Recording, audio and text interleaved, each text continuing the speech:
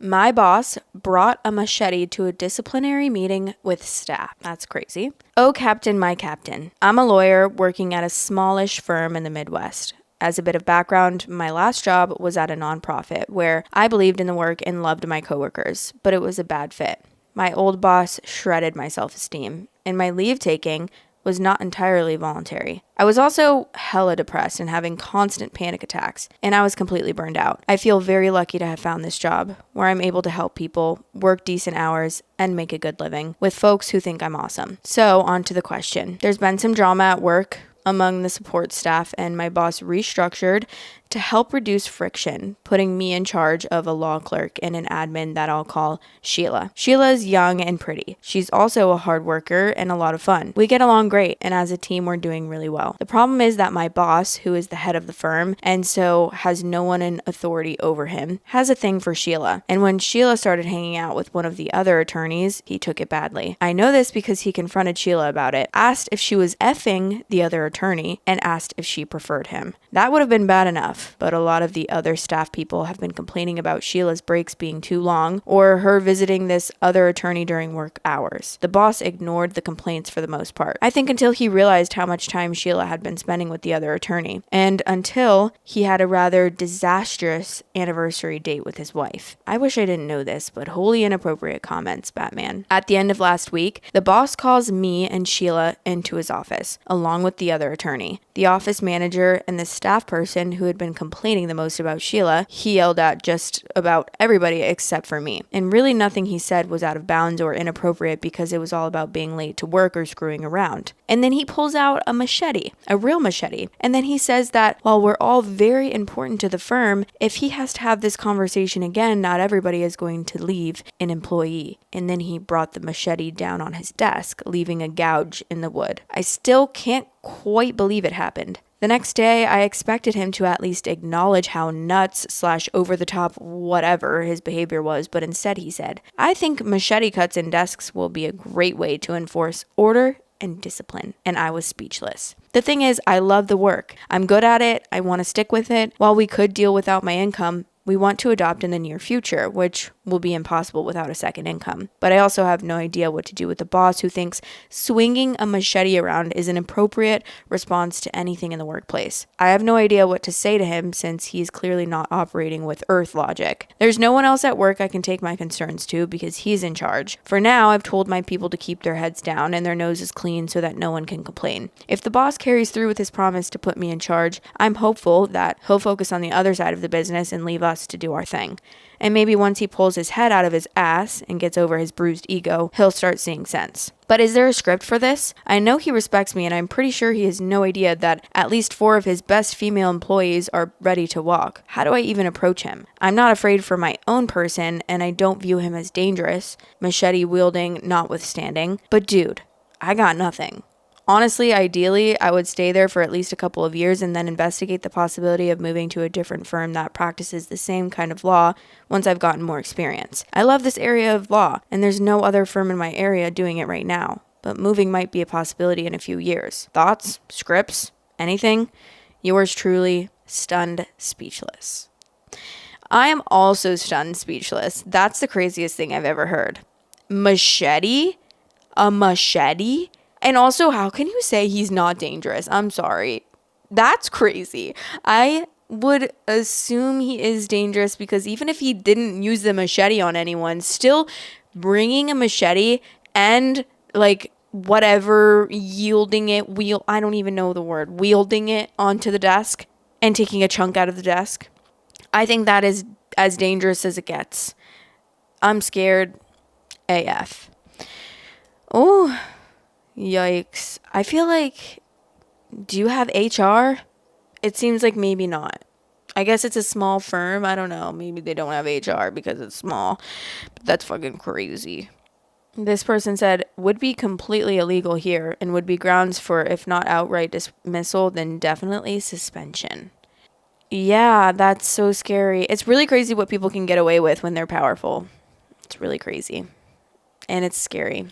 Okay, there's an update, and it says Thanks for this. He changed his tune a few days later. This incident happened about 2 weeks ago when he said he wanted me to be happy at work, and I told him that I'd be happy with 100% less machetes in the workplace. At that point, he hung his head and shuffled his feet like a little boy who'd just gotten caught doing something dumb. The main problem is that I started at this job less than a year ago, and while he has every intention of putting this side of the practice firmly in my hands, there are some real disciplinary issues. Sheila and the other attorney had apparently exchanged over 10,000 text messages in the last month, mostly during work hours, so it's not all temper tantrum. It's compounded, of course, by the reality that he let bad behavior slide when it benefited him, but not the other attorney. But he's already started turning discipline over to me, and my second, who will soon be an attorney, has a specialty in HR, so I believe the situation can be turned around. If I didn't, I'd be running for the hills. If Sheila felt threatened, I might feel a lot differently, but she's called him on in several times, and she feels secure enough not to leave, even though I've told her that I will help her bolt if that's what she wants. And the fact that the boss let me handle the thing with the huge number of texts during work hours without getting involved does give me hope. I don't want to defend him. What he did was wildly inappropriate, and it really pissed me off and shook me up for sure, but I do feel reassured by the small baby steps in the right direction. How do they know that they exchanged over 10,000 messages in the last month? Text messages. Did they get, like, what? Did they look at her freaking backlog of her phone bill? I don't understand how they know that. I'm scared. The top comment says, OP's story makes much more sense when you realize most of the people involved are cokeheads/alcoholics. Wait, what? Is that the truth? And how do they know that? Probably cutting his lines with the machete. This person said, I'm drawing the line at bladed weapons during work meetings. The way I would have ran out of that room as soon as he pulled out the machete. I would have been so scared. I can't even. Like, I genuinely probably would have thought my life was over at that point. I would be like, oh my God, I can't even imagine. Especially if he's like a crazy boss. I don't know really, because I'm not in that company or whatever, that office. But like, I can't even imagine my last job at a marketing agency that I worked at. That boss, I would fully think, because she was like so unwell that I would fully believe like, oh yeah, she's coming to kill us all currently. And I wouldn't even be surprised. I would just be like, okay, I'm going to text my boyfriend I love him and you can have all of my money. Okay, we are going to read the next story. My boss told me to stick to my job description when I asked for a raise. So I did. And now he's mad things aren't getting done. I've been pulling double duty for 6 months since our senior dev quit. I'm fixing legacy code, training the 2 new interns, and generating the weekly client reports, none of which is actually in my job description. Last week, I finally asked for a market adjustment. My boss gave me a 10-minute lecture on budgets and ended it by telling me to focus on the core responsibilities outlined in your contract instead of worrying about money. Bet. I immediately stopped fixing the nightly billed errors, not in my contract. I stopped answering the intern's constant Slack messages, not in my contract. And I definitely didn't run the client report this morning. I just got a Slack message marked urgent, asking where the data is for his 9 a.m. meeting. I'm about to reply with a screenshot of the core responsibilities section of my contract. Wish me luck. Period, King. I'm sure that he could, like, find a reason to fire you. Albeit that it probably won't be like ethical, but that's crazy. I feel like you're too valuable to him to fire you though. So maybe he won't, but I don't know. That's crazy. Someone said, good luck, OP. I hope you have something lined up. Shit is real out there in the job market. That's true. But also like, I don't know, because obviously I can't say this with everyone, because not everyone can just like be like this, because genuinely some people have to do all of the extra work because they don't want to lose their jobs, because they can't risk losing their jobs, which makes 100% sense. But if you are in the position to do that, then I love when a person sticks up for themselves. I love it. I literally, it gets to a point where it's like, I can't not stick up for myself after so many times, like with my last boss that I was just talking about. I had to stick up for myself because first of all, the way that I was literally such a good employee and I I was like so far ahead in work. I had like 3 months backlogged of work.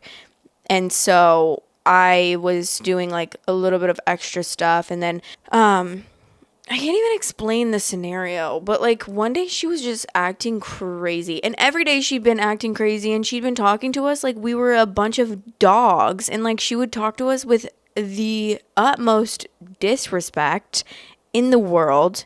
And it was so hard to watch, especially when like it wasn't even me that she was talking to, but like she would make really, really rude comments, basically saying that like my coworkers were stupid right to their face, and being like, oh yeah, you're stupid, pretty much, in 10 different ways. That was always so crazy. And like finally I was so sick of it, and it was coming upon me this day. It switched every day, like who she loved and who she hated. But I knew I was a good employee, and I was like, girl, I'm the only person you have right now that does this position at your company, and I do it well, and I knew that, and I was confident in that, and I was confident in everything that I was doing. So it was like, if you lose me, like you're gonna be sad about it. And she was just talking to me like I was the dumbest person ever, and like screaming at me like she was the devil herself. And I was like, I said something so chill and not even crazy. Like, I should have been like, okay, you stupid bitch. But I literally was just like, I would have, it was something about a client. I didn't respond fast enough to a client because I was trying to do my other work, and then I was going to get their password to them that they were asking for by the end of the day. And she was like so pissed at me for that.